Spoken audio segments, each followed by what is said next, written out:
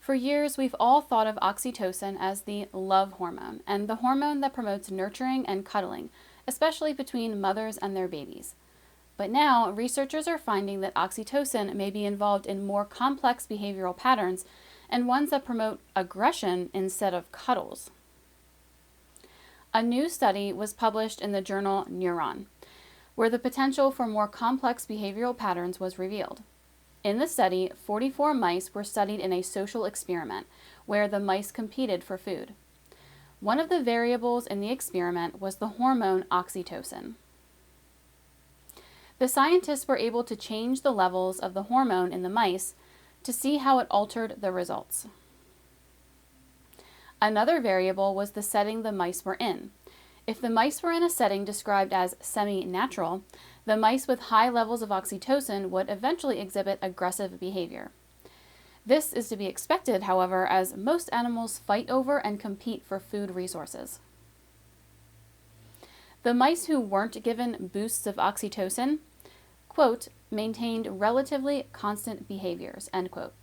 But those who were given increased oxytocin would show changes in their behavior and changes that tended toward aggression. One of the scientists, Sergei Anpilov, suggested that instead of being a hormone that is mostly associated with love and pair bonding, it's more of a hormone that causes animals and therefore people to have more intense emotional and physical responses to a situation, no matter what situation it is. In the experiment, different social situations that the mice were placed in led to a different effect for the oxytocin variable. Quote, oxytocin doesn't take you in a specific direction.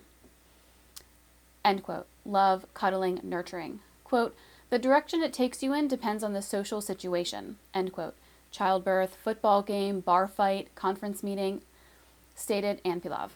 It seems that oxytocin is involved in a lot more complex biochemistry than we previously thought. The more we study the human body and its chemistry, the more complex it gets. What we do know about oxytocin is that it is produced in the hypothalamus, and women usually have higher concentrations than men. Higher levels are released during sex, lactation, and childbirth. It's very important in fostering connections between mothers and babies, and between men and women in relationships. It has even been prescribed to patients during childbirth in order to induce labor. Pitocin. Oxytocin is considered a neurotransmitter, and once produced by the hypothalamus, it is sent to the pituitary gland. From there, it is secreted in order to aid in the activities previously described. In the first months of a romantic relationship, oxytocin levels are higher in both men and women when compared to single men and women. These high levels can stay elevated for 6 months.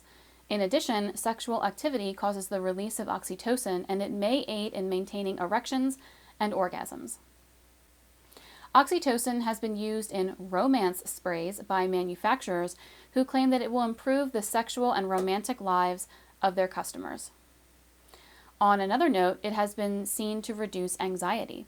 The uses and activity of oxytocin are certainly wide-ranging, and more research is needed on this fascinating hormone. If you found this video informative and would like to learn more about oxytocin and other important hormones, please click the link below in the description of this video.